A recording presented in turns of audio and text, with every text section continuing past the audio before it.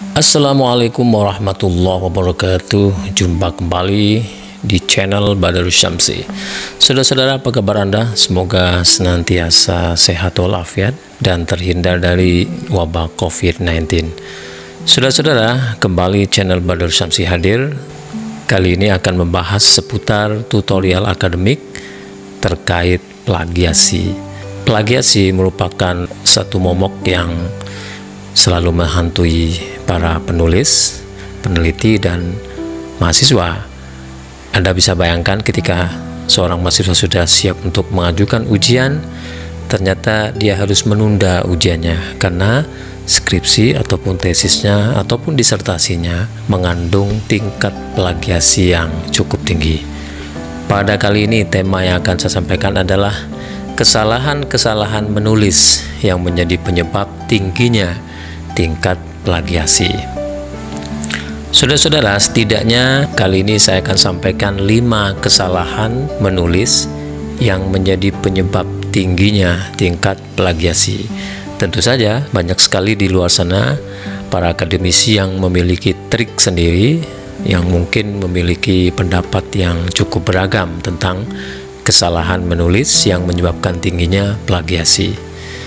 Mari kita bahas satu persatu 5 kesalahan yang menjadi penyebab tingginya plagiasi. Kesalahan pertama adalah menyalin sebagian atau seluruh karya orang lain secara membabi buta. Jadi di sini yang terjadi adalah peneliti atau mahasiswa menyalin, memindahkan saja karya orang lain ke dalam karyanya. Untuk memperjelas kesalahan ini, mari kita lihat simulasi dari menyalin sebagian atau seluruh karya orang lain secara membabi buta. Simak videonya kali ini.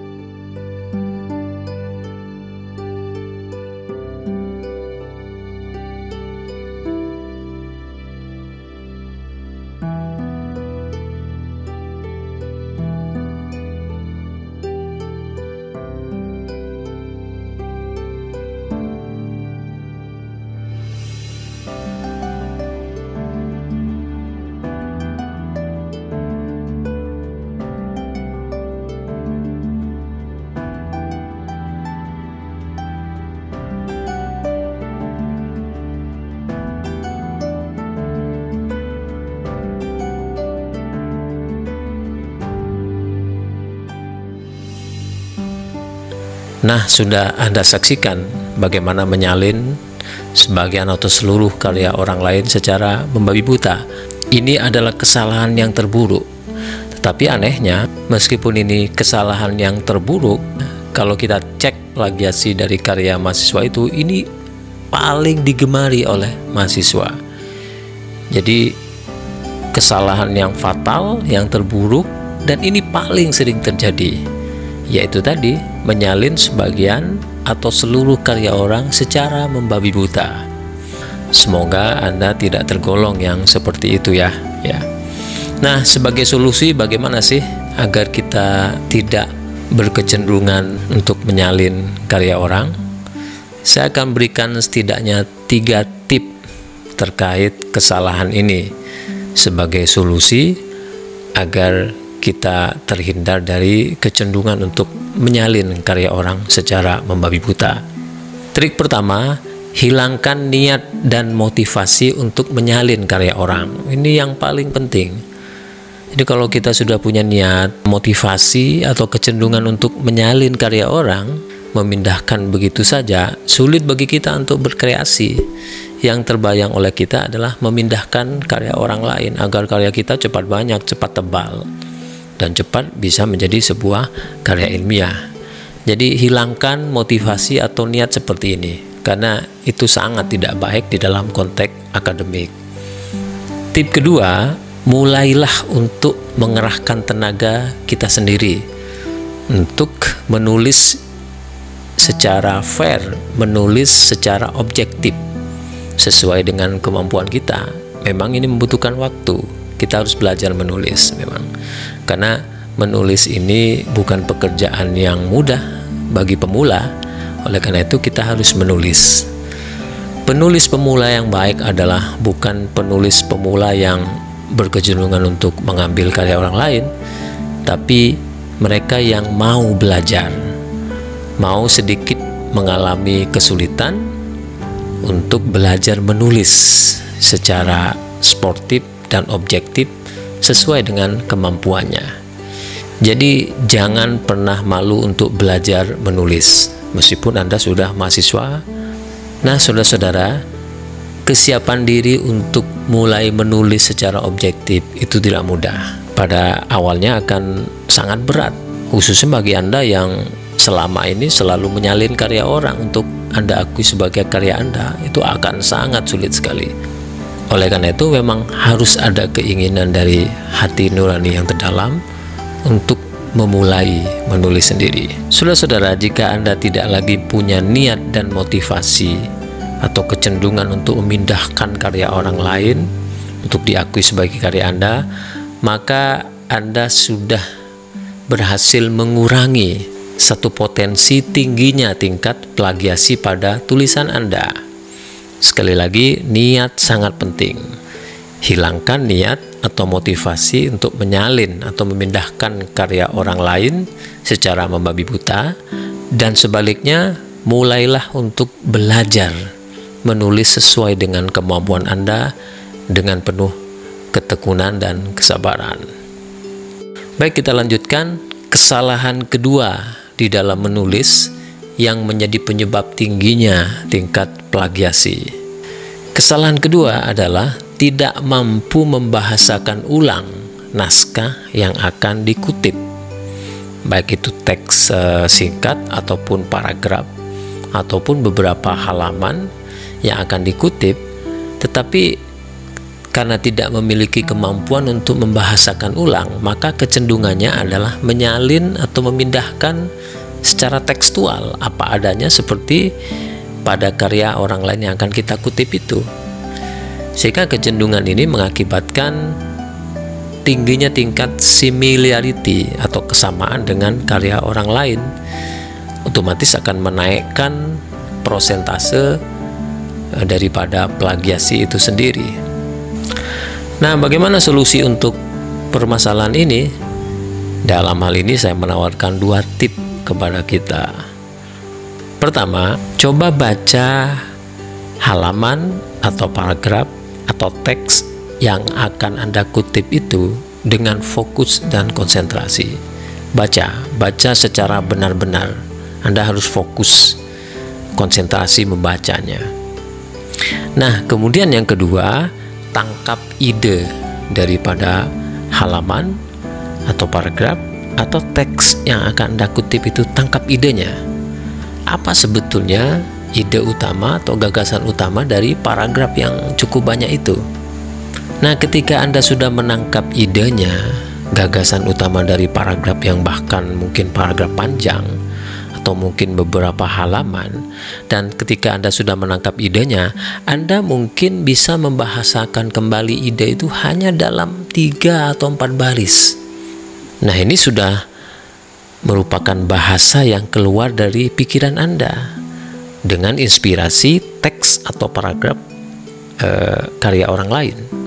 Nah, potensi ini, tabiat ini sebetulnya yang harus kita latih setiap saat. Jadi ketika Anda ingin mengutip karya orang, Anda harus baca secara fokus atau konsentrasi dan coba tangkap idenya. Sekali lagi, bisa jadi 2 halaman bisa Anda kemas di dalam 3 atau 4 baris. 1 paragraf bisa Anda kemas dalam 1 atau 2 baris kalimat. Tetapi jangan lupa, meskipun Anda sudah bisa mengemasnya dalam 2 baris, 3 baris atau 4 baris, tetap Anda harus menyebutkan dari mana sumber atau inspirasi dari kalimat yang Anda buat yang tadi, yang merupakan intisari dari paragraf atau halaman yang sudah Anda baca. Jadi ini yang harus Anda latih terus-menerus agar Anda punya kemampuan untuk membahasakan ulang karya yang akan Anda kutip dengan bahasa Anda sendiri.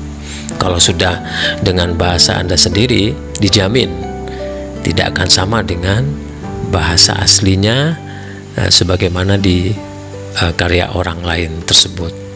Selamat mencoba ya. Kesalahan ketiga adalah terlalu banyak kutipan langsung, meskipun disebutkan sumber kutipannya atau bahkan mungkin dikasih tanda kutip.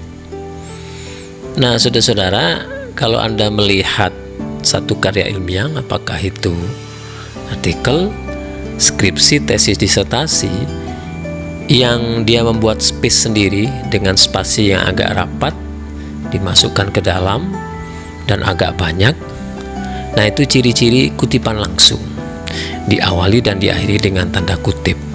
Jadi dia sampai membuat paragraf tersendiri yang space-nya agak lebih rapat.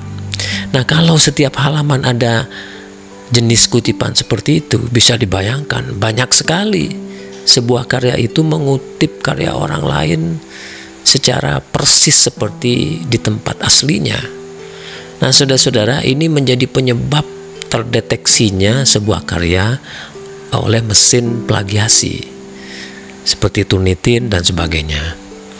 Ada sebagian mahasiswa yang bertanya, tetapi kan sudah disebutkan sumbernya melalui footnote dan juga sudah dikasih tanda kutip. Ya, tetapi mesin pelacak plagiasi seperti Turnitin nanti akan menyebutkan bahwa di dalam karya ini terdapat lebih dari 30% kutipan langsung. Biasanya hasilnya tidak keluar. Jadi meskipun Anda menyebutkan sumbernya, Anda tulis kutipan langsung itu dengan benar, diawali dan diakhiri dengan tanda kutip, tetapi karena terlalu banyak dalam tesis Anda atau dalam skripsi Anda, maka ketika dicek di Turnitin akan kesulitan untuk mengeluarkan hasilnya dan akan muncul tanda seru. Ketika Anda sorot pakai kursor Anda di tanda seru itu, maka di sana akan ada notifikasi bahwa di dalam naskah ini terdapat lebih dari 30% kutipan langsung. Jadi terlalu banyak kutipan langsung itu juga akan menjadi penyebab tingginya plagiasi. Nah, bagaimana solusi untuk kesalahan ini? Solusinya, kutipan langsung itu idealnya, kalau saya menyarankan, tidak lebih dari 2 baris dan dia masuk ke dalam paragraf-paragraf Anda. Tentu saja diawali dan diakhiri dengan tanda kutip. Jadi hanya 2 baris. Dan Anda harus memilih dari karya orang lain yang akan Anda kutip itu. Pilihlah kalimat yang paling tepat, yang mewakili karya orang tersebut. Jadi misalnya Anda ingin mengutip dari 1 atau 2 paragraf pada karya orang itu, maka di dalam 2 paragraf itu Anda harus benar-benar bisa memilih, adakah kalimat yang paling mewakili 2 paragraf itu. Nah, kalimat itu yang Anda ambil. Mungkin tidak sampai 3 baris, mungkin hanya 1 baris, mungkin hanya 2 baris, mungkin maksimal hanya 3 baris. Jadi sekali lagi, ketika Anda ingin mengutip secara langsung, bukan kemudian 2 paragraf itu Anda salin, Anda pindah ke karya Anda, meskipun Anda mengatakan itu kutipan langsung, ya, karena itu akan menjadi penyebab tingginya plagiasi. Sekali lagi, sebaliknya, pilihlah kalimat yang representatif, pilihlah kalimat yang mewakili paragraf orang tersebut, yang itu bisa Anda jadikan kutipan langsung, Anda masukkan ke karya Anda. Nah, untuk lebih jelasnya solusi ini, mari kita simak video berikut. Nah, berikut saya hadirkan 2 paragraf sebagai bahan kutipan. Nah, saudara-saudara, jika Anda mengcopy mengcopy dua paragraf ini dan memindahkan ke karya tulis Anda, tentu saja di dalam karya tulis Anda akan banyak sekali kalimat-kalimat yang berisi pernyataan orang, dan itu tergolong tidak direkomendasikan. Jadi tipnya tadi adalah kita cari kalimat yang mewakili dua paragraf ini. Tentu saja itu pun kalau Anda menggunakan kutipan langsung. Jadi Anda mencari kalimat yang secara tekstual itu tidak ditambah dan tidak dikurangi. Nah, setelah kita pelajari dua paragraf ini, ternyata ada satu kalimat yang mewakili dari dua paragraf ini, yaitu yang bagian ini. Ini adalah kalimat dua baris yang mewakili seluruh paragraf. Jadi cara Anda mengutip dua paragraf ini adalah kalau Anda menggunakan kutipan langsung, jadi seperti ini. Dalam bukunya bla bla bla, si Fulan menyatakan bahwa, lalu kemudian masukkan yang ini, kemandirian merupakan kemampuan individu untuk bertingkah laku secara seorang diri. Jangan lupa diawali dan diakhiri dengan tanda kutip. Jadi Anda hanya perlu mengutip secara langsung seperti ini, dan sekali lagi tidak perlu Anda kopas secara keseluruhan dua paragraf ini dan dimasukkan dalam karya tulis Anda. Itu artinya kita mencari kalimat di dalam paragraf atau halaman yang mewakili isi dari baik itu paragraf maupun halaman yang akan kita kutip. Pada contoh kedua ini saya menghadirkan sebuah teks dari sebuah tesis di mana mahasiswa melakukan kutipan langsung. Nah, Anda bisa bayangkan pernyataan yang keluar dari mahasiswa cuma sedikit seperti ini, tetapi kutipannya luar biasa panjang. Nah, sekali lagi, seharusnya mahasiswa ini tidak perlu mengutip sepanjang ini. Kalau dia punya kemampuan untuk menemukan kalimat yang mewakili satu paragraf ini, maka tentu kutipannya akan masuk ke teks yang dikarang oleh mahasiswa itu sendiri. Tentu saja kita harus cari dulu kalimat yang mewakili satu paragraf ini. Setelah dibaca, ada di bagian awal yang hanya sebaris lebih setengah. Nah, jadi alangkah efisiennya jika mahasiswa ini langsung saja menjadikan kutipan langsung itu tidak terlalu banyak, tetapi hanya satu baris setengah ini, maka redaksinya menjadi seperti ini.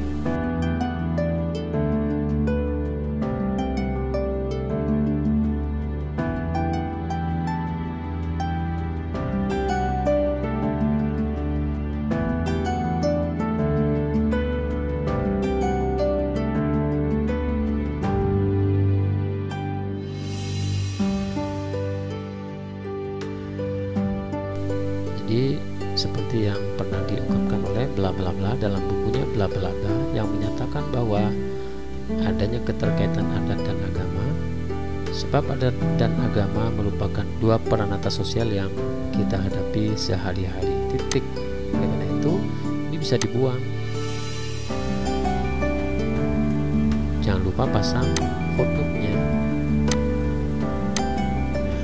dan seterusnya. Sudah-sudah, ini cuma contoh. Jadi sekali lagi, ini contoh kutipan langsung yang direkomendasikan. Tetapi sekali lagi, secara umum saya merekomendasikan lebih nyaman kita menggunakan kutipan tidak langsung. Karena dengan kutipan tidak langsung Anda lebih memiliki kebebasan. Karena kalau dalam kutipan langsung kaku, Anda harus mengutip seperti yang terdapat dalam teks. Tidak boleh ditambah dan tidak boleh dikurangi. Tetapi kalau di dalam kutipan tidak langsung, Anda boleh membahasakan sendiri isi paragraf atau halaman yang Anda kutip tadi dengan bahasa Anda, tetapi tetap diakhiri dengan nomor kutipan atau footnote-nya. Nah, semoga dengan video tadi Anda sudah mendapatkan gambaran ya bagaimana idealnya mengutip secara langsung itu. Jadi tinggalkan kebiasaan kita selama ini mengutip secara langsung tapi terlalu banyak dan terlalu sering, sehingga ya bisa juga dikatakan mungkin 80% dari kalimat-kalimat atau paragraf-paragraf yang ada di dalam karya Anda itu sebetulnya adalah kalimat orang lain. Baik, mari kita lanjutkan ke kesalahan keempat di dalam menulis sehingga menjadi penyebab tingginya plagiasi. Dalam beberapa pengamatan saya terlalu sering menemukan bahwa kerangka teori dan metode penelitian merupakan sarang plagiasi. Artinya dua bab ini paling sering tingkat plagiasinya sangat tinggi. Nah, kenapa ini terjadi? Karena ada semacam misunderstanding bahwa kerangka teori itu tidak boleh dibahasakan kembali, tetapi harus disampaikan secara persis dengan yang terdapat di dalam karya para ahli atau sang pencetus teori itu. Nah, dalam konteks ini saya ingin menawarkan gagasan. Tentunya ini debatable, mungkin ada sebagian di antara kita yang tidak setuju, itu tidak masalah. Saya melihat bahwa karena selalu terdetek terlalu banyak plagiasinya pada dua bab ini, bab kerangka teori dan bab metode penelitian, maka saya menyarankan kepada Anda untuk lebih pandai mengemas bahasa yang kita ambil dari para tokoh, khususnya teori-teori dari tokoh tersebut. Anda boleh untuk membahasakan kembali teori itu, tetapi tentu saja tidak terlalu jauh dan tidak keluar dari konteks teori tersebut. Misalnya ada sebuah teori yang menyebutkan 3 indikator. Indikator 1, indikator 2, indikator 3, atau variabel 1, variabel 2, variabel 3. Nah, Anda boleh untuk membahasakan kembali indikator atau variabel tersebut. Ya, Anda bahasakan kembali dengan bahasa Anda, dengan syarat bahasa yang Anda gunakan itu tidak berbeda dengan maksud daripada variabel dan indikator dari teori tokoh yang Anda akan kutip. Ini jauh lebih baik daripada dari buku tersebut Anda pindah, Anda salin. Penomoran juga begitu, Anda memiliki kebolehan untuk merubah penomoran. Misalnya pada buku tersebut ada nomor 1, 2, 3, 4, 5. Anda boleh membahasakan misalnya pertama, kedua, ketiga, baru kemudian kontennya Anda bahasakan kembali dengan syarat tentunya tidak merubah makna atau substansi dari indikator atau variabel yang disampaikan oleh para ahli atau para teoritikus tersebut. Jadi hilangkan misunderstanding bahwa kerangka teori itu disalin, dipindah persis seperti yang terdapat di dalam bukunya. Tidak juga, tidak mutlak seperti itu. Justru karena itu sering menjadi penyebab tingginya plagiasi, maka sebaiknya kita punya trik tersendiri agar supaya pada bab kerangka teori dan metode penelitian ini plagiasinya tidak terlalu tinggi. Untuk lebih jelasnya solusi dari kesalahan keempat ini, mari kita simak videonya. Nah, berikut saya contohkan sebuah proposal yang terdeteksi plagiasi cukup tinggi, yakni 79%. Kalau Anda perhatikan di layar itu memang mahasiswa ini terlalu banyak mengutip sumber online ya. Bahkan ada satu repositori dikutipnya sampai 32%, tapi ini bukan mengutip biasa tetapi hanya menyalin atau memindahkan. Nah, saudara-saudara, setelah kita lihat salah satu bab yakni teori, maka Anda bisa melihat di layar ini hampir seluruh paragraf di kerangka teori ini sudah terblok, yang menunjukkan bahwa sang mahasiswa ini hanya menyalin dari karya orang lain yang sudah terbit secara online. Nah, Anda perhatikan semuanya hampir terblok. Nah, sebagai contoh dari tutorial kita kali ini, bagaimana trik kita agar bab kerangka teori ini tidak terblok semua seperti ini. Sambil contoh satu paragraf. Di sini ada paragraf kerangka teori yang berisi indikator, ada 3 indikator. Ini bercerita tentang pendekatan pembelajaran berbasis STEM. Sesuai yang saya sampaikan tadi, meskipun pada sumber aslinya penomorannya seperti ini, tetapi Anda bisa merubah teknik penulisannya menjadi naratif, tidak nomorial 1, 2, 3 ke bawah, tapi bisa ke samping. Setelah saya cek, ternyata kita bisa membahasakan satu paragraf ini yang terdiri dari mungkin hampir 20 baris ini ya, menjadi hanya 4 baris. Coba Anda perhatikan, saya di sini telah membahasakan kembali dari sumber yang dikutip oleh mahasiswa ini, ternyata hanya 4 baris. Anda bayangkan kalau misalnya mahasiswa itu berhasil mengganti paragraf ini dengan membahasakan ulang sehingga di sini menjadi 4 baris dan tidak terdetek plagiasi, maka luar biasa prosentase plagiasinya akan sangat menurun. Tetapi sebaliknya, kalau hampir seluruh paragraf terblok seperti ini, hanya tinggal mengkalkulasi, bisa jadi lebih dari 80%. Oleh karena itu, sekali lagi pandai-pandailah kita membahasakan kembali, meskipun itu untuk bab kerangka teori dan metode penelitian seperti layar ini.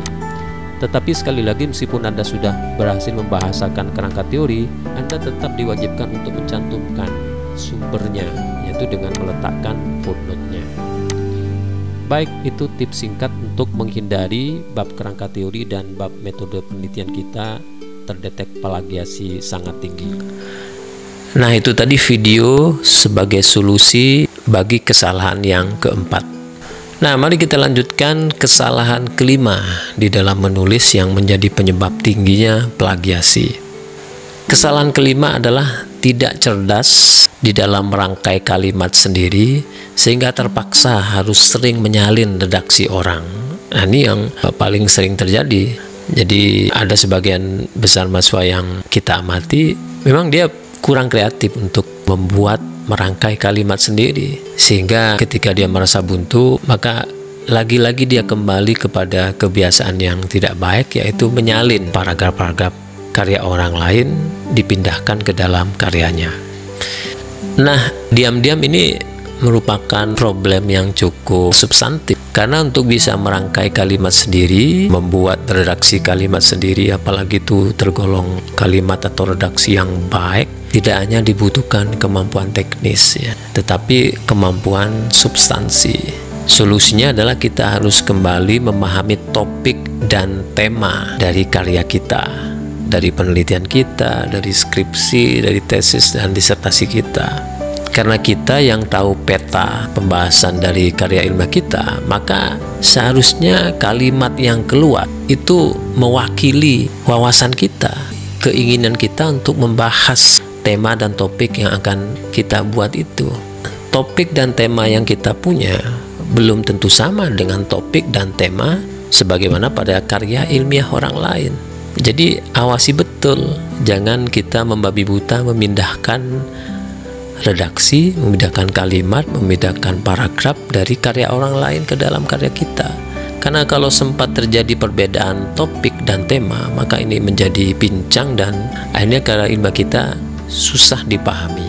Kalimat-kalimat yang ada, paragraf-paragraf yang ada sama sekali tidak mendukung topik dan tema yang kita punya. Nah, ini kejadian-kejadian yang sering kita alami ketika seseorang secara membabi buta memindahkan atau menyalin redaksi atau kalimat orang lain. Jadi kita harus kreatif untuk membuat redaksi kalimat sendiri, paragraf di dalam karya ilmiah kita. Nah, masih dalam konteks kesalahan yang kelima ini, yang paling fatal adalah tidak punya ide dan gagasan. Nah, kalau sudah tidak punya ide dan gagasan untuk menulis, susah kita bisa menghasilkan karya ilmiah yang orisinil, karena ide dan gagasan itulah yang akan menjadi inspirasi yang akan mengilhami kalimat-kalimat yang keluar dari kita, yang kemudian kita torehkan di dalam karya ilmiah kita. Nah, untuk bisa memperoleh ide dan gagasan, ada baiknya Anda membaca terlebih dahulu karya-karya sebelumnya yang terkait dengan topik dan tema yang kita angkat di dalam karya ilmiah kita.